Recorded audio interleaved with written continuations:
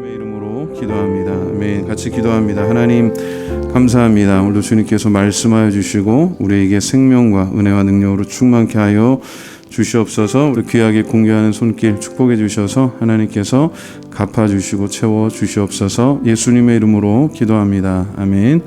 예, 감사합니다. 우리 성경 말씀 같이 읽도록 합니다. 신약 성경 에베소서 6장이 되겠습니다. 1절부터 우리 4절까지 말씀 같이 읽도록 합니다. 자녀들아, 주 안에서 너희 부모에게 순종하라. 이것이 옳으니라. 내 아버지와 어머니를 공경하라. 이것은 약속이 있는 첫 계명이니 이로써 내가 잘되고 땅에서 장수하리라. 또 아비들아, 너희 자녀를 노엽게 하지 말고 오직 주의 교훈과 훈계로 양육하라. 아멘. 오늘 제목을 한번 같이 따라해 보시겠습니다. 사랑과 순종. 사랑과 순종. 부모의 어떻게 보면 사명은 부모 자녀의 관계를 말씀드립니다. 부모의 사명은 자녀를 사랑하는 것이고 또 자녀의 사명은 부모에게 순종하는 거죠. 사실 바탕은 같습니다. 사랑해서 이렇게 품고 또 사랑해서 이렇게 존경하고 이렇게 순종하는 것. 그게 어떤 성경에서 또 특별히 하나님께서 우리에게 주신 그런 삶의 방식인데, 뭐 그거는 가정뿐만 아니라 교회에서도 마찬가지고 사회에서도 이게 적용될 수 있는 부분이 있다고 생각을 합니다. 먼저 6장 1절에 보면 자녀들에게 사도 바울이 이렇게 훈계를 합니다. 자녀들아, 주 안에서 너희 부모에게 순종하라. 이것이 옳으니라 라고 이야기합니다. 그리고 거기에 덧붙여서 2절에 이렇게 설명을 하죠. 2절 3절만 다시 한번 같이 읽어볼까요? 시작. 내 아버지와 어머니를 공경하라. 이것은 약속이 있는 첫 계명이니 이로써 내가 잘되고 땅에서 장수하리라. 아멘. 자, 이것은 소위 말하는 우리 십계명, 구약의 율법에서도 가장 중요하게 그 핵심이 되는 십계명에서 하나님과의 관계를 이야기하는 1계명부터 4계명까지, 그리고 인간과의 관계를 이야기하는 5계명부터 10계명까지의 그 분기점이 되는 5계명, 부모를 사랑하고 부모에게 순종하라라고 하는 그런 계명이죠. 거기에 보면 약속 있는 첫 계명이라 했습니다. 약속 있는 첫 계명인데 하나님께서 약속하신 그 10계명 중에서도 하나님께서 특별하게 그 명령을 지키면 이렇게 너희에게 복을 주겠다라고 말씀하신 내용인데 두 가지가 있죠. 두 가지가 있는데 하나는 내가 잘되고 두 번째는 장수하리라. 사실 사람들이 바라는 게 그죠? 예수 믿는 사람이나 안 믿는 사람이나 기본적으로 바라는 게 그런 거죠. 하는 일 잘 되고, 그죠? 이거는 일뿐만 아니라 어떤 관계적인 면에서도 마찬가지입니다. 만사 형통하는 그런 복이 있고, 특히 또 건강하게 오래오래 살면서 하나님 주시는 은혜와 복을 누리고 또 그런 관계들을 통해서 이렇게 자녀가 돼서 나중에 자라고 또 이제 부부가 되고, 내일 우리 결혼식 이렇게 제가 준비하면서 드는 생각이 자녀에서 이제 부부가 되고 또 부부에서 부모가 되는, 어떻게 보면 하나님 주시는 오묘한 인생의 섭리이자 축복이라고 생각이 되는데, 근데 부모가 되는 것 참 기쁘죠. 그리고 또 이렇게 시간이 지나서 보니까 지금은 여기 우리 권사님들 장로님들 이렇게 뵈면 이제 조부모 그죠? 할아버지 할머니가 되는 것도 참 복입니다. 부모가 되는 것도 복인데 할아버지가 할머니가 되는 것은 또 다른 큰 복인 것 같아요. 아멘 소리가 별로 없는데 애들 보는 힘드시면 농담이에요. 이게 부모 입장에서는 아직까지는 할아버지 할머니 안 되어서 모르겠습니다만, 부모 입장에서는 그냥 아이들을 낳아서 키우는 그 과정, 그것도 필요하고, 물론 아이들을 사랑하고 이렇게 키워가지만 처음 하는 일이기도 하고 또 이렇게 바르게 잘 키워야 된다라고 하는 그런 게 있기 때문에 그런지 모르겠는데, 좀 부모로서 이렇게 자녀들을 대하는 것과 조부모로서 손주들을 대하는 건 또 다른 것 같아요. 훨씬 더 평균적으로 볼 때, 제가 볼 때는 할아버지 할머니가 손자 손녀를 대하는 게 아버지 어머니가 아들 딸 대하는 거에 비해서 훨씬 더 너그럽고, 어떻게 보면 굉장히 뭐 이렇게 풍성하다고 느껴지는 그런 거예요. 똑같은 사람들인데 예를 들면 아버지로서 어머니로서 자녀들 대하는 거하고 할아버지로서 할머니로서 또 그 손자 손녀들 대하는 거하고 또 많이 다르다라고 느껴요. 제가 볼 때는. 그런데 그게 좋은 거라고 생각해요. 예전에 한 15년 전에 거의 횟수로 한 15년 전 정도 되는 것 같은데 한 5, 6년 됐죠. 어느 목회자 수련회가 있었고 이제 참석을 했는데 그 강사 목사님이 그런 말씀을 하시는 거예요. 목회자로서 참 이제 본인의 그런 경험을 말씀하시면서 목회자로서 제일 중요한 덕목은 성도들을 사랑하는 것이다라고 말씀하세요. 근데 어떻게 사랑하느냐라고 이야기하는데 그 비유로 말씀하는데 저는 성도를 사랑한다고 해서 뭐 목자가 양을 사랑하고 뭐 그런 얘기 할 줄 알았어요. 근데 의외로 뭐 아버지가 자녀를 사랑하는 뭐 그런 이야기, 어머니가 자녀를 사랑하는 그런 이야기가 아니라 그분이 그런 얘기를 하세요. 그래서 지금도 굉장히 이렇게 인상 깊게 이렇게 오래 기억하는데 그런 말씀하세요. 할아버지가 손자 손녀를 사랑하는 것처럼 사랑하라는 거예요. 무슨 뜻인가 이제 지금 이제 시간이 지나서 보면 조금은 알 것 같아요. 물론 제가 아직은 할아버지가 아닙니다만은 주변에 이제 우리 성도 여러분의 그 삶을 보면서 할아버지가 되고 할머니가 되니까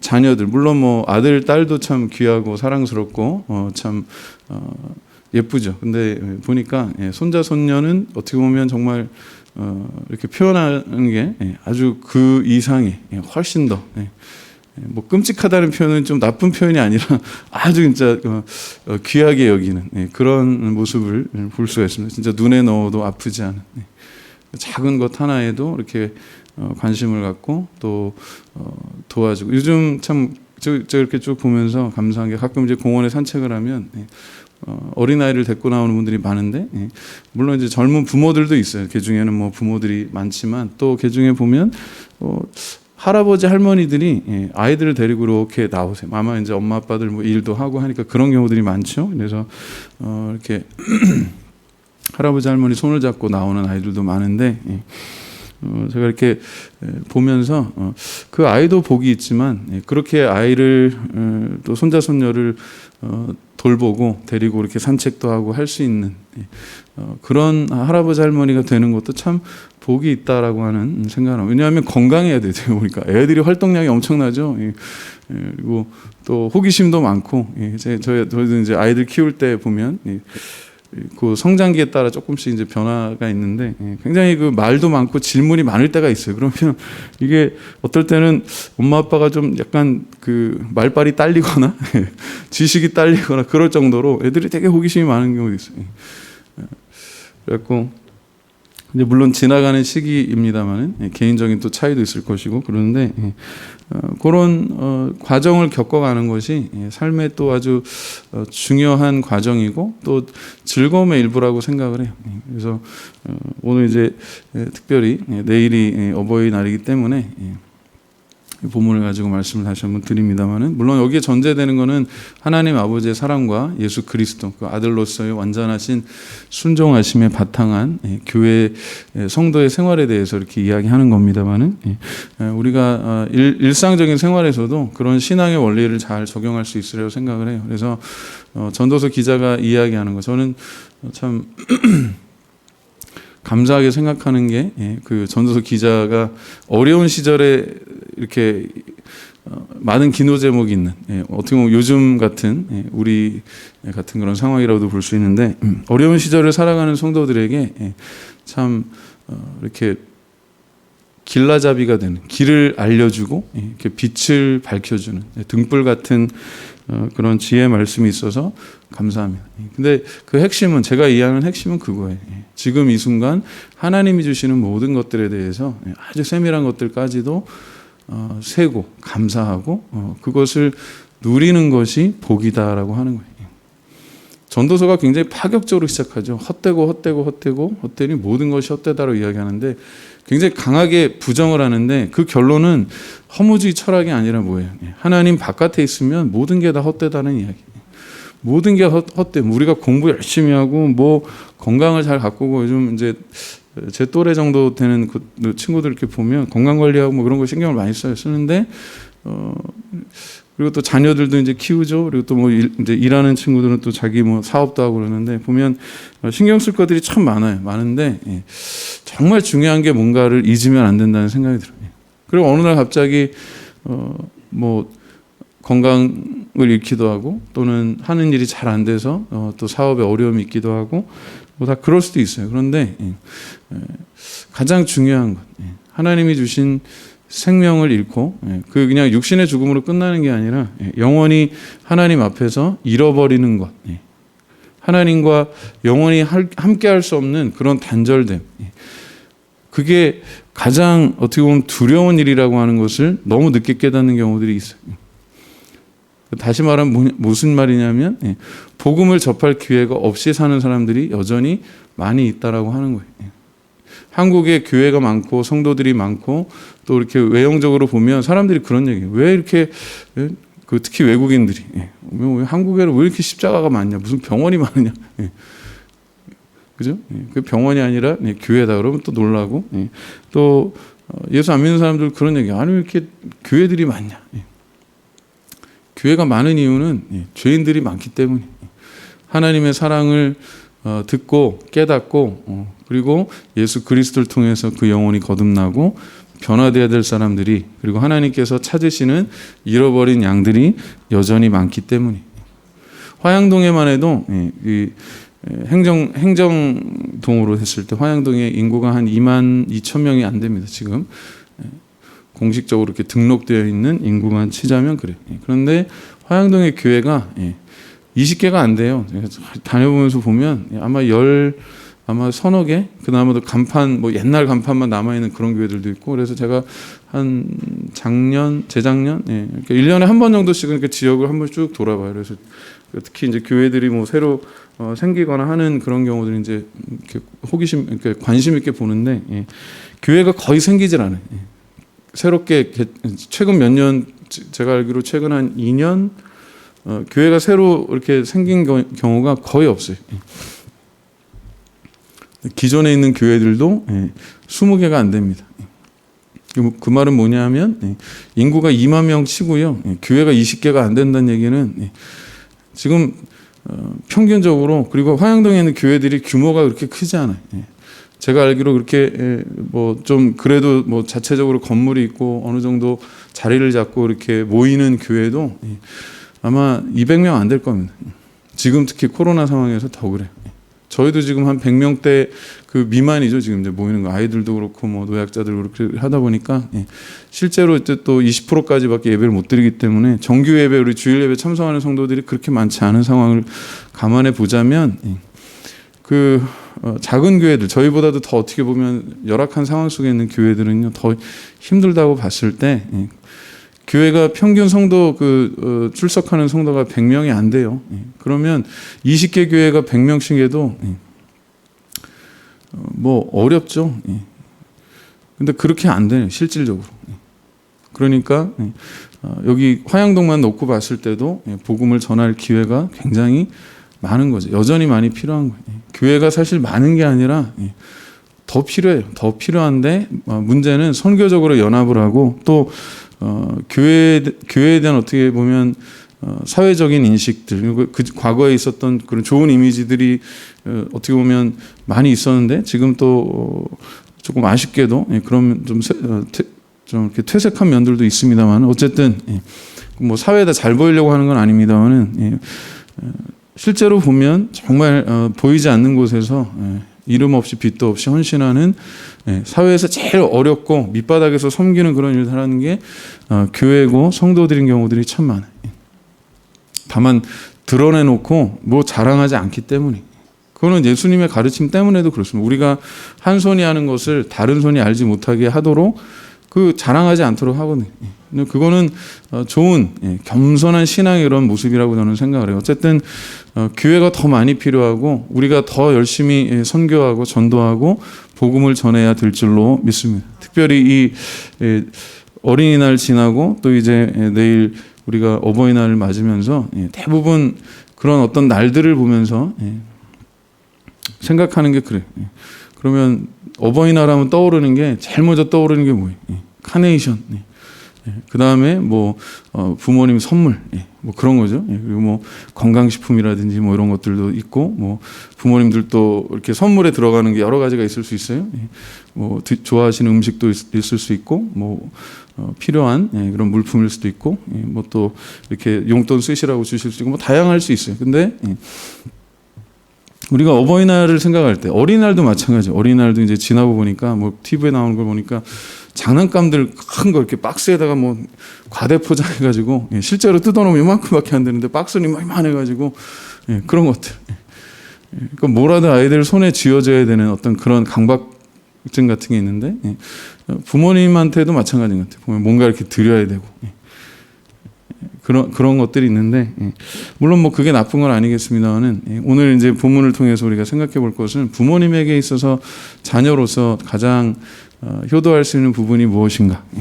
이게 주 안에서라는 부분입니다. 주 안에서.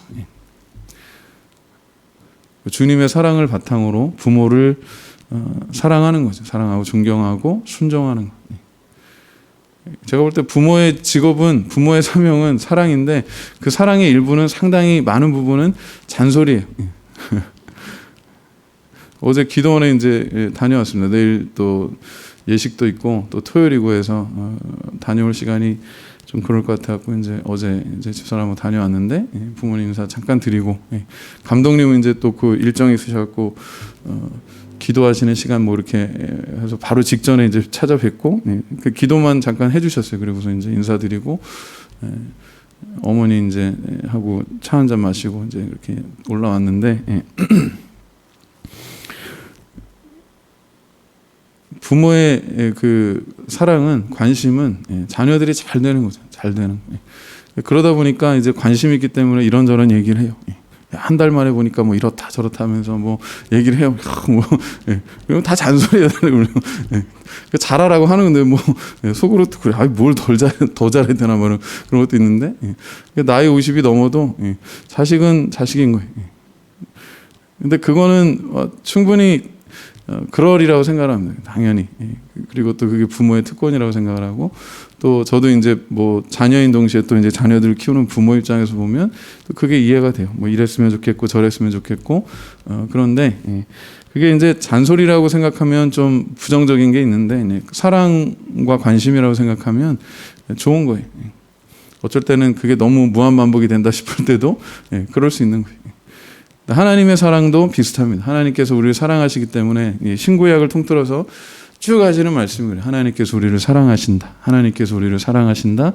하나님께서 우리를 사랑하신다. 그래서 회개하고 돌이키고 예수 믿고 구원받으라는 그런 이야기죠. 근데 그런 이야기들이 귓등으로만 듣다가, 구약에서는 귓등으로만 듣다가 맨날 의도터지고 돌아오고 의도터지고 회개하고 돌아오고, 근데 그렇게 반복되다가 이제 신약시대 예수님께서 오셔서 구원을 완성하신 다음에 정말로 그 구원을 이루어 주시는 것, 경험하는 것을 우리가 성경을 통해서 또 우리 개인적인 그런 경험들을 통해서 알게 됩니다. 성부 하나님의 사랑과 성자 하나님의 순종 뒤에는 성령 하나님의 도우심이 있다라고 하는 거예요. 사실 사랑과 순종은 이건 하나님의 은혜예요.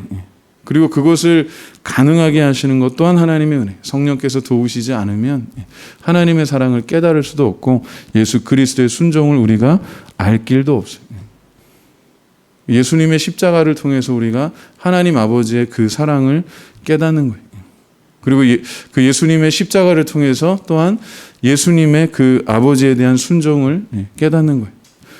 첫 번째 아담은 실패했어요. 그죠? 하나님께 순종하지 못했고, 그러나 두 번째 아담 예수 그리스도께서는 전적으로 순종하셔서 하나님의 뜻대로, 하나님의 말씀대로 오셨고, 사셨고, 죽으셨고, 부활하셨고, 승천하셨고, 지금은 하나님 보좌 우편에 앉아 계시다가 우리를 위해 중보하시다가 하나님께서 계획하신 때에 다시 오실 줄로 믿습니다. 우리의 구원은 어떻게 보면 완성되었으나, 이미 완성되었으나 아직 다 이렇게 끝나지 않은, 이제 하나님께서 그 모든 것들을 마치시는 그때까지 우리가 그 긴장감 속에서 기다리는 거예요. 그 교회가 구원받은 성도들이 존재하는 이유가 굉장히 중요합니다. 노아 시대에 홍수가 나죠. 근데 홍수가 그냥 나는 게 아니라 하나님께서 다 계획하신 그 시간이 있습니다. 그래서 노아가 그 가족들과 함께 뭐 정확히 얼마나 되는 시간인지는 알 수 없어요. 성경에는 얼마나 오랫동안 노아가 그 방주를 지었다라고 하는 정확한 그 숫자는 나와 있지 않아요. 그러나 상당히 오랜 시간 동안 그 재료를 만들고 준비하고 또 그것을 가지고 방주를 만들었는데 지금 이렇게 그 성경에 기록된 어떤 그 크기를 보면 오늘 우리가 이렇게 만들어내는 그런 배 중에서 가장 큰 배가 항공모함입니다. 그죠?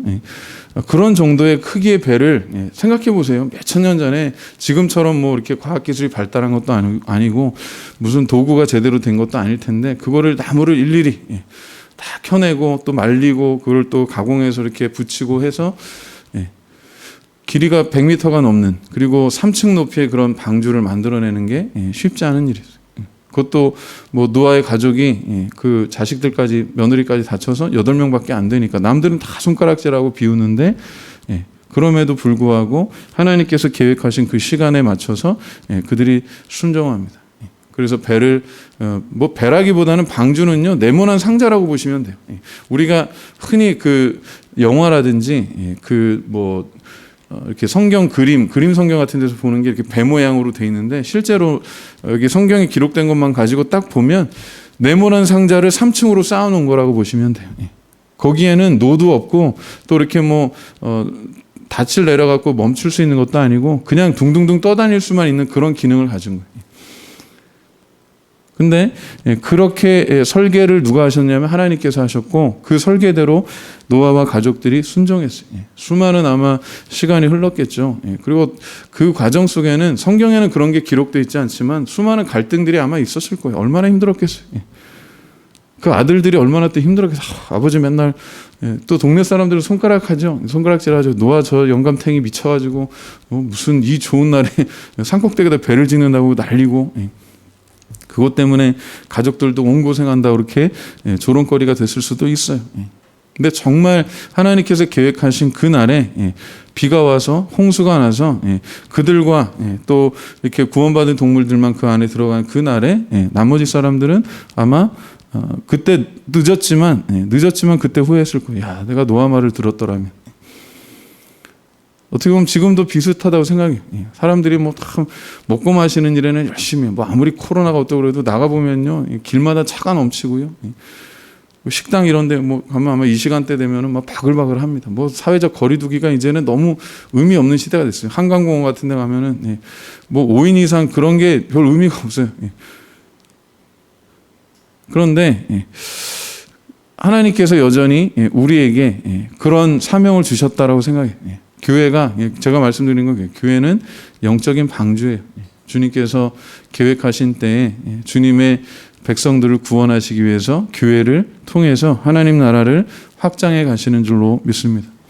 노아와 같이 노아의 가족들과 같이 우리가 눈에 보이는 건 없어요. 사실 믿음은 바라는 것들의 실상이라고 하는데 실제로 보이지 않는 것들이 많죠. 그러다 보니까 그 중간에서 오는 믿음과 현실 사이에서 오는 그 갭이라고 그러죠. 그 차이에서 오는 갈등이 참 큽니다. 모르긴 몰라도 노아 아들들, 가족들, 또 노아의 부인도 그렇고 뭐 물론 사람들이 뭐 착하고 믿음이 있었으리라 생각을 합니다만은 그래도 갈등이 적지 않이 있었을 거라 생각해요. 일단은 육체적인 노동이 너무 힘들었을 것이고 그건 그냥 무한 반복. 이거 언제까지 해야 되나 싶은 그런 것도 있는데 주님 오실 때까지 하시네요. 주님께서 비를 내리실 때까지.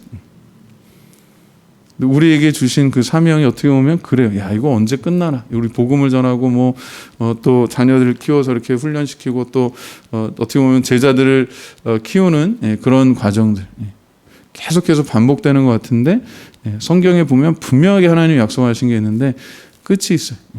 새 하늘과 새 땅. 하나님께서 우리의 성전이 되시는 거. 더 이상 태양과 뭐 달이 필요 없는. 얼마 전에 뭐 슈퍼문이라고 큰 보름달 떴다고 되게들 뭐 이렇게 뉴스에도 많이 나오고 하던데 그 별 의미가 없는 그런 때가 오는 거예요. 하나님께서 우리의 빛이 되시는 그 때가 오는 줄로 믿습니다. 근데 그 종말론적인 신앙을 가지고 다시 우리 관계들을 정립할 필요가 있어요. 저희 부모님도 이제 우리 전도사님 헌금해 주시면 참 감사한데, 우리 제자로서 또 이렇게 또 하신 것도 있고, 지금 영적으로 또 이렇게 딸과 같은 그런 마음으로 헌금하셔서 생각하는데, 연세가 드시고, 이제 또 아무래도 시간이 지날수록 뭐 건강이 더 좋아지시지는 않겠죠. 아무리 뭐 더 이렇게 많이 신경을 이렇게 관리를 하시고 해도 예전에 비해서. 그러니까 보면 가끔씩 예전에 찍은 사진을 보면 아, 부모님 연세가 좀 드셨구나 그런 걸 느껴요. 느끼고 그게 뭐냐, 부모님만 그런 게 아니라 우리 시간 속의 흐름이 있잖아요. 아이들은 크는데 애들이 이렇게 조그맸는데 언제 이렇게 컸나? 이제 시집 장가를 간다 그러네, 그러죠? 근데 그 부모님들은 보면 조금씩 이제 변화돼 가면서 어느 시점이 되면 아, 이제 진짜 연세가 드셨구나, 이제 그런 느낌이 드는 때가 있잖아요. 근데 그게 또 인생에 하나님이 주시는 그런 섭리예요. 태어나서 우리가 다시 흙으로 돌아가는 때까지 하나님이 주신 귀한, 우리에게 주신, 우리 각자에게, 지난 우리 설교 때도 말씀을 드렸지만 예수님을 따른다는 거, 주일 설교 때 말씀드렸다는 너는 나를 따르라 말씀하시는데, 그 따르라는 의미가 그냥 아무데나 뭐 뜀박질하는 게 아니에요. 토끼 뛰듯이 여기 뛰고 저기 뛰는 게 아니라 예수님께서, 하나님께서 우리에게 정해주신 그 길이 있어요. 우리가 주님을 따라서 가야 하는 그 길을, 그 코스를 정해주셨는데 그것을 믿음으로 주님과 함께 걸어가야 된다라고 하는 거죠. 그 길에 수많은 의심과 수많은 도전과 수많은 또 절망과 좌절과 역경이 있어요. 이게 살다 보니까 아까도 이제 집사람한테 이제 밥 먹다가 이제 그런 이야기를 한 적이 있는데 사람들이 다 내 마음 같지 않다는 거예요. 사람들이. 그거는 아마 좀 인생을 살아보신 분들은 경험하실 겁니다. 내 마음 같지 않다는 거예요. 내 생각이 아무리 진실하고 아무리 열심히 있고 뭐 한다 하더라도 다른 사람이 거기에 똑같이 공감하고 그러기가 사실 어려워요. 근데 그거를 시간이 지나면서 깨달아가는 거예요. 젊을 때는 막 열심히 막 이렇게 하면 뭐 되는 것 같은데, 억지로 막 끌려오는 것 같은데 나중에 보면 그냥 혼자만의 열심일 때가 많아요. 근데 그걸 통해서 우리가 깨닫는 게 뭐냐면, 그 예수님께서 베드로에게 하셨던 말씀 있잖아요. 너 젊었을 땐 네 마음대로 막 싸돌아다니지만 나이 들어서는 이제 주님께 이끌려 다니게 된다라고 하는 것을 그렇게 비유적으로 말씀하셨는데, 그거하고 비슷해요. 모세가 젊었을 때요, 그 바로의 궁전에서 크면서 최고의 교육을 받았고 왕자로서의 그런 어떤 수업을 받았겠죠. 물론 뭐 왕의 후계자가 되기는 어렵지만, 왜냐하면 그 태생적인 한계 때문에. 그런데 그래도 궁중에서 자라면서, 공주의 아들로서 자라면서 얼마나 참 뭐 좋은 것들을 많이 누렸겠어요, 그죠? 왕자로서의 그런 훈련을 받았고, 또 그 어머니 밑에서 이렇게 자라다 보니까 어머니가 늘 이야기죠. 우리는 하나님의 선택된 백성이고, 이 노예로 지금 있지만 우리가 하나님께서 약속하신, 우리 조상 아브라함에게 약속하신 그 땅에, 언약의 땅에 돌아가야 한다라고 얘기하는 거예요. 지금 우리가 이렇게 억압당하고 있고 고난 가운데 있지만 언젠가 하나님께서 우리를 구원하셔서 우리 조상 아브라함과 이삭과 야곱에게 약속하셨던 그 땅에 우리가 돌아가서 거기서 하나님께 예배하고 하나님을 찬양하는 그날이 올 것이다라고 이렇게 어려서부터 어머니 밑에서 그렇게 교육을 받았어요. 그 겉으로 보면 애굽의 왕자로 자랐지만 또 속으로 보면, 영적으로 보면 모세가 이스라엘의 지도자로서 그런 훈련을 받는 거죠. 자기 민족에 대한 그런 책임감이 있어요. 그러니까 어느 날 보니까 애굽의 관리가 그 노동을 관리하는 그 뭐 감독관이죠. 감독관이 그 히브리 사람을 괴롭히니까, 자기 동족을 괴롭히니까 그 관리를 때려서 죽입니다. 그 분노가 치밀었겠죠. 야, 내 동족을 저렇게 학대하는구나. 그래서 나름 정의로운 분노였을 거예요. 그리고 또 그 젊은 모세가 가지고 있었던 열정. 야, 내가 정말 우리 민족을 구원해야겠다. 출애굽시켜야겠다. 그래서 그 애굽의 관리를 때려 죽였습니다. 그리고 아무도 모르게 묻었어요. 아무도 못 본 줄 알았어요. 그리고 다음 날 보니까 동족들, 자기 히브리 사람들끼리 막 싸우는 거예요. 그래서 거기 가서 이제 중재를 합니다. 아, 왜 당신들 형제들끼리 싸웁니까? 그랬더니 대뜸 하는 말이 야, 너 우리도 때려 죽일래? 그러니까 뭐 그 사건을 알고 있는 거예요.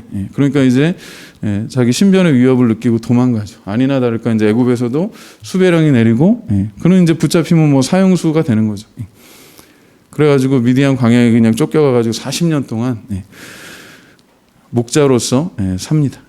그가 만 40세의 그 살인 사건이죠. 살인 사건을 일으키고 도망을 가서 광야에서 40년 동안 양을 치면서 지내는데 어느 날 멀리서 보니까 평소와는 다른 광경이 있어요.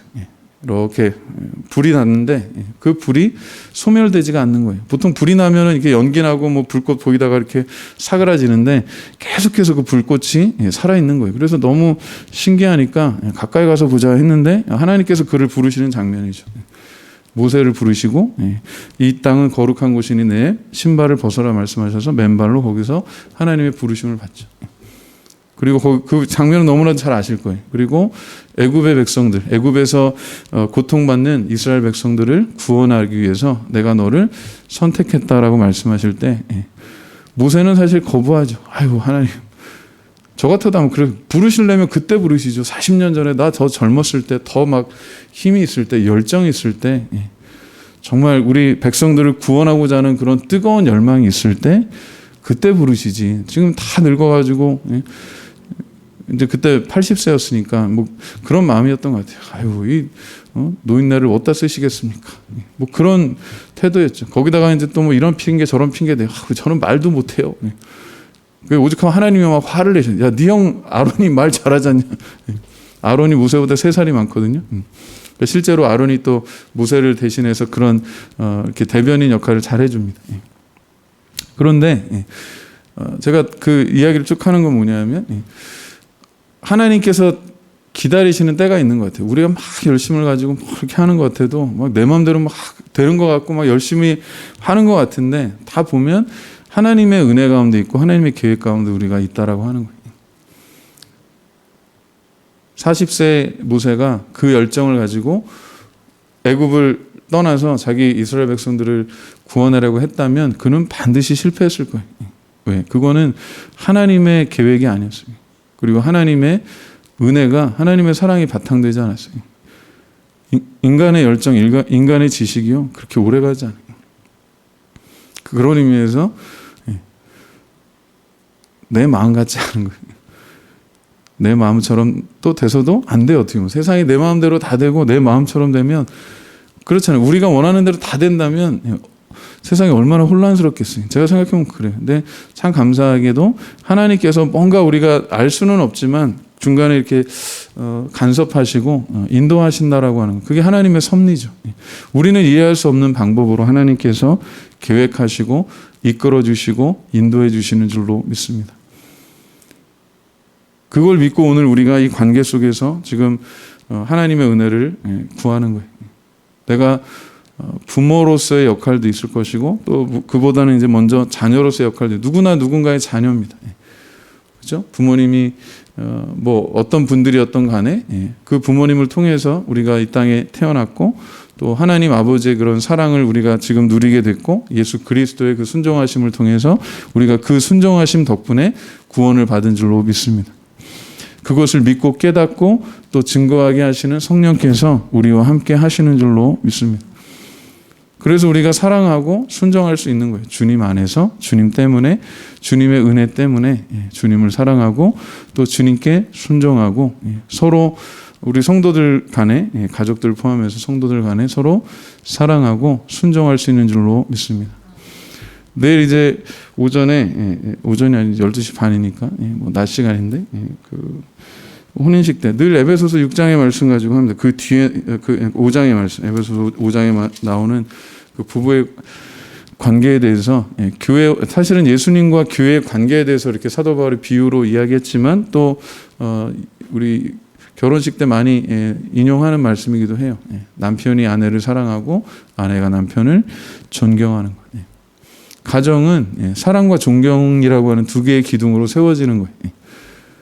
사랑만 있어서도 안 되고 존경만 있어서도 안 돼요. 사실 이 두 가지가 물론 뿌리가 같다고 볼 수가 있지만 그런 상호 보완하는 그런 관계 그리고 이거는 감정만이 아니에요. 사실 사랑과 존경은 감정만이 아니에요.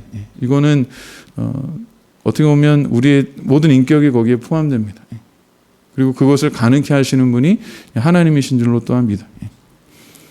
가정을 그렇게 부부의 그런 관계를 통해서 부모가 되기도 하고 또 조부모가 되기도 하고 또 그 부모를 통해서 자녀들이 나오는데 그 관계를 어떻게 보면 사도 바울이 잘 지금 말씀하고 있는 거예요. 하나님의 사랑과 예수 그리스도 그 아들의 순종하심을 통해서 가정이 사랑으로 또 존경으로 그렇게 세워지는 줄로 믿습니다. 상호 간에 사랑하라는 거예요, 사실은. 지금 많은 갈등이 있죠. 뭐 특히 20대 우리 청년들, 뭐 20대, 30대 청년들 사회적으로 많이 걱정하는데 그거를 세대 간의 갈등, 뭐 세대 간의 어떤 문제 그런 거로만 보면 답이 없어요. 답이 없어요. 제가 볼 때는. 20대, 30대는 기성세대, 부모 세대를 원망하고 자기들은 막 이렇게 좋은 시대에 태어나서 좋은 시절에 뭐 이렇게 하고 이렇게 해서 뭐 아파트라도 하나 살 수 있고 뭐 그런데 우리는 아무것도 못하는데 그런 식으로 가면 그런 갈등으로 가면 문제가 돼요. 마찬가지 거꾸로 5, 60대 부모 세대가 요즘 애들은 이렇게 참 뭐 나약하고 도전 정신도 없고 막 그런 식으로 이렇게 가버리면 그것도 답이 없는 거예요. 제가 볼 때 오늘 2000년 전에 사도 바울이 에베소 교회 성도들에게 썼던 이 편지 속에 오늘 우리가 경험하는 이런 갈등을 치유하는 그 아주 중요한 그러면서도 단순한 해답이 담겨 있다고 생각해요. 그게 바로 하나님의 은혜입니다. 서로 긍휼히 여기는 것, 사랑하는 것. 자녀들을 대할 때 그게 필요해요. 여기 뒤에 보면 4절에 이 말씀이요. 우리가 그냥 이렇게 어떻게 보면 딱 읽고 넘어가는 정도로만 보는데 4절의 말씀 참 중요합니다. 우리 4절 한번 에베소서 6장 4절 같이 한번 읽어봅니다. 시작. 또 아비들아 너희 자녀를 노엽게 하지 말고 오직 주의 교훈과 훈계로 양육하라. 아멘. 오늘 말씀을 맺으면서 우리 성도 여러분에게 특별하게 당부하는 말씀이에요. 우리 특히 손주들을 키우는 손자 손녀들을 키우시는 우리 조부모님들 계시다면 어린 손자 손녀들 키우는 여기서 어리다는 거는 뭐 초등학생 정도까지 중고등학생도 있겠지만 그리고 뭐 어리면 어릴수록 더 이제 뭐 해당이 된다고 볼 수 있는데 여러분의 무릎에 아이들을 두고 키울 수 있을 때 그 아이들에게 여러분이 무엇을 가르치시겠어요? 그러니까 뭐 A, B, C, D 이런 거보다 1, 2, 3, 4 그런 거보다 가나다라 마바사다 그런 거보다 한글 뭐 이런 거 배우는 거보다 자녀들을 위해서 기도하고 자녀들과 함께 기도하는 것. 신앙의 유산을 잘 물려주시길 바랍니다. 어려서 아이들 무릎에다 앉혀놓고 그림 성경 같은 거 좋아요. 그림 성경 그렇게 어렵지도 않고 또 아이들 제 경험으로 보면 어린아이들 어릴 때 유치원 그 정도 나이 한 4, 5살 정도 그때가 제일 어떻게 보면 효과적인 그때부터 초등학교 들어갈 때 저학년 정도까지는 아이들이 어느 정도 이렇게 잘 따르고 이해합니다. 그때 참 중요해요. 신앙적으로 아이들 가정 예배도 그렇고 또 개인적으로 시간 이렇게 내셔서 저는 우리 표현 중에서 우리 뭐 시간 있을 때 보자 그런 표현 제일 싫어요. 여러분이 정말 상대를 존중한다면 그리고 상대가 나를 정말 존중한다면 없는 시간을 쪼개서 만나는 게 맞아요. 야 우리 시간 날 때 보자 그거는 안 보자는 얘기가 똑같아요. 우리 언제 밥 한번 먹자 그 얘기는 그냥 형식적인 말이에요. 특히 여러분 자녀들에게는 없는 시간 쪼개서 그렇게 사랑을 베풀 필요가 있어요. 자녀들 진짜 무릎에 앉혀놓고 성경 읽어 성경을 뭐 지금 이런 우리 어른들이 읽는 성경은 어려우니까 어린아이들 그 동화처럼 나와 있는 그림 성경 같은 거 있어요. 그 그림 나와 있고 글도 아주 짧아요. 태초 하나님이 천지를 창조하셨다 그런 거 있어요. 그걸 아이들이 이해할 수 있는 그런 언어로 돼 있는 게 참 많아요. 그리고 요즘은 찬양 어린아이들 이렇게 뭐 들을 수 있는 그런 찬양도 있고 되게 좋은 자료들이 많아요. 동영상 이런 것도 있고 그런데 제가 볼 때 제일 좋은 거는 아빠 엄마가 또는 할아버지 할머니가 아이들 이렇게 앉혀놓고 성경도 뭐 오래 읽을 필요 없어요. 그냥 한 장 한 그림 하나 있죠. 그거 읽어주시면 돼요. 그리고 하나님께서 너를 사랑하셔서 너를 이렇게 아름답게 만드셨다. 그런 거를 어려서부터 가르쳐 보세요.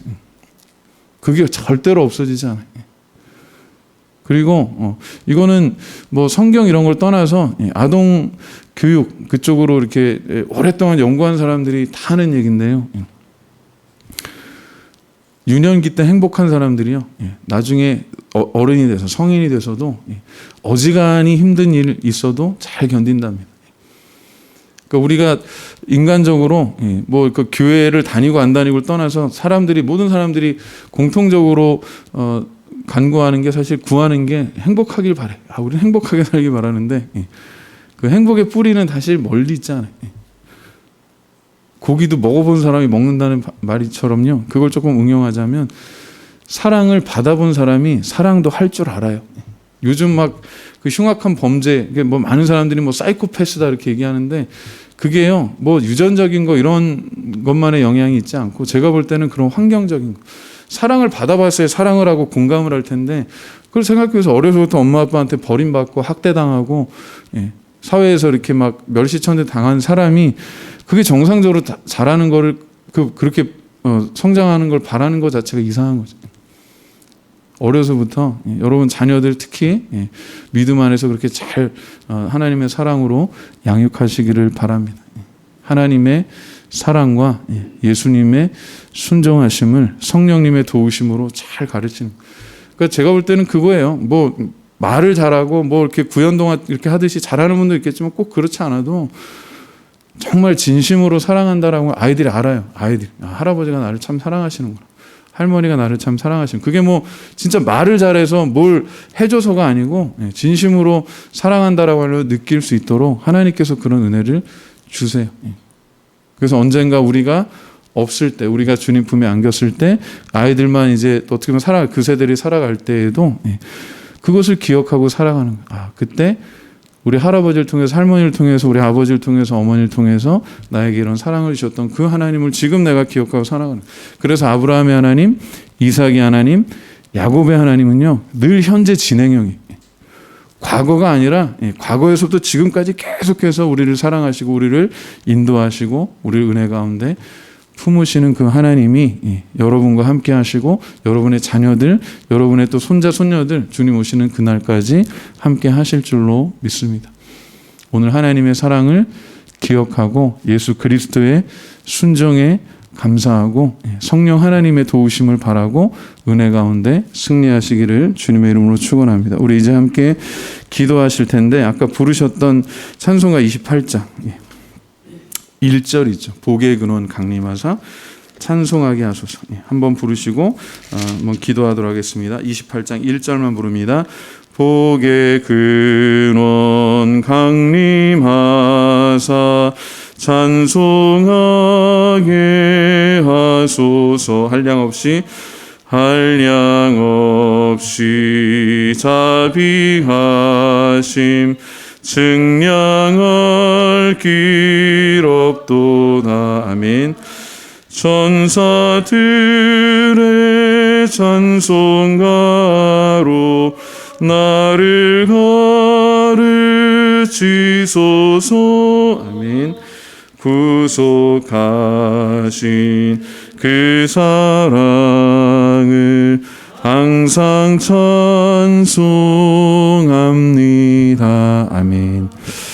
야곱이 죽기 전에 그 12아들을 축복할 때요, 먼저 했던 게 있습니다. 그가 마지막 그 주님 앞에 가기 전에 그 침상을 끝을 붙잡고, 또 성경의 그 번역에 따라 다릅니다만 그 지팡이를 붙잡고 일어서서 그 앉아서 하나님을 찬양했어요. 오늘 우리의 기도가, 우리의 호흡이 언제 닿을지 모르지만 하나님 허락하신 그 시간이 반드시 있음을 기억하고, 그게 개인적인 종말도 있습니다. 그걸 꼭 기억하세요. 여러분 정말 지혜로운 삶 살아가시길 바랍니다. 우리의 마지막이 있음을 기억하고, 내가 주님 앞에 섰을 때 정말 중요한 게 뭔가를 생각하고 남은 시간들을 생각하면서 오늘 믿음으로 살아가시기를 바랍니다. 그리고 우리 인류의 구원을 완성하시는 그 종말이 또 있어요. 영원한 구원과 영원한 심판이 있는데, 그 차이는 살아서 예수 믿느냐 믿지 않느냐 그 차이예요. 내가 예수 믿고 구원받았다고 해서 안심하는 게 아니고, 우리 사랑하는 가족들, 특히 내 자녀들 예수 잘 믿고 구원받아서 믿음으로 살고 주님 오시는 날까지 이 귀한 복음의 사명 잘 증거할 수 있도록 위해서도 한번 기도하며 우리 기도하시고 내일 우리 결혼하면 아시겠지만 여러 가지 또 기도의 제목들도 많이 있었어요. 은혜 가운데 좋은 일기도 하나님 허락하실 줄로 믿습니다. 모든 예배 순서마다 하나님께 영광 되게 하시고 우리 참여하는 우리 신랑 신부를 포함해서 모든 가족들 또 축하하는 하객들 다 정말 하나님의 은혜를 누리는 그런 귀한 시간 되게 하시고 믿음의 가정 하나님 세우시는 믿음의 가정 사랑의 가정 은혜의 가정 될 수 있도록 기도해 주시길 부탁드립니다. 그리고 우리 성도들 가운데 또 몸이 아프신 분들도 있어요. 우리 장로님 위해서 기도해 주시고 또 우리 원사님 위해서도 좀 기도해 주시고 연세가 또 있으시고 하니까 그렇습니다. 우리 또 특별히 내일 어버이날인데 이 세상에 모든 부모님들 참 복 있는 일인데 또 하나님의 은혜 가운데 이렇게 축복해 주시기를 원합니다. 우리 감독님, 사모님 또 모든 또 우리 교회 안에 부모님 되신 분들 다 하나님 그렇게 은혜와 복으로 주시되 영육간에 더 강건토록 도와주시고 자녀들에게 복 주시고 또 주 안에서 하는 일들이 형통하도록 또 우리가 부모에게 순종하면 두 가지 약속이 있죠. 하는 일이 잘 되고 장수한다고 그랬어요. 정말 가장 기본적인 복입니다. 우리 정말 마음껏 누리고 베푸시기를 주님의 이름으로 축원합니다. 우리 교회를 위해서 예배를 위해서도 함께 기도합니다. 우리 코로나 때문에 그런 이런저런 이유들도 있겠지만 그런 아무런 이유가 있더라도 정말 우리 예배하는 일만큼은 꼭 성공하는 그런 성도들 되기를 원합니다. 예배 가운데 하나님 기름 부어 주시고 은혜로 충만케 해 주시옵소서. 우리 한번 통성으로 기도하겠습니다. 하나님 은혜를 감사합니다. 오늘도 주께서 우리를 부르셔서 세우셔서 이 자리에 함께 나왔습니다. 정말 하나님 아버지의 그 사랑이 아니면 우리가 이 시간 이렇게 나와서 주님 앞에 찬양하고 주님의 말씀을 듣고 또 주님 앞에 부르짖어 기도할 수 없음을 고백합니다. 우리의 모든 죄와 허물을 예수님께서 감당하시지 않았다면 하나님 아버지 말씀에 전적으로 순종하시지 않았다면 우리가 이렇게 나와서 주님의 은혜를 구하지 못했을 겁니다. 그러나 주님께서 사랑해 주시고 또 예수 그리스도께서 우리를 위해서 순종해 주셔서 또 성령께서 그것을 믿고 깨달을 수 있도록 도와주셔서 우리가 이 자리에 있는 줄로 믿습니다. 주님 도와주시옵소서. 우리의 죄와 허물과 연약함은 주의 십자가에 다시 한번 못 박아 주시고 나는 죽고 내 안에 예수 그리스도만 사는 주의 은혜를 허락하여 주시옵소서. 내가 예수 그리스도 안에서 날마다 새로운 피조물인 것을 기억하게 하시고 또 기뻐하고 감사하며 살아갈 수 있도록 하나님 도와주시옵소서. 특별히 금요 기도회에 우리 함께하는 우리 사람 모든 성도들 주님께서 지켜주시기를 원합니다. 눈동자와 같이 주님 보호하여 주시고 인도하여 주시옵소서. 주님의 말씀이 우리 인생의 그 발걸음에 등불이 되도록 하나님 비춰주시옵소서. 주님의 그 생명의 빛을 그 얼굴을 우리에게 비춰주셔서 주님과 늘 동행하며 주님의 은혜 가운데 그 따뜻한 사랑을 느끼며 주님의 심장 소리를 들으며 하나님 우리에게 주신 이 귀한 믿음의 길을 잘 걸어갈 수 있도록 주님께서 도와주시옵소서. 하나님 아버지의 사랑과 예수 그리스도의 순종과 성령 하나님의 증거하심으로 말미암아 다시 한번 우리의 믿음이 더욱더 장성하고 더욱더 든든하게 성숙하고 성장할 수 있도록 하나님께서 인도하여 주시옵소서.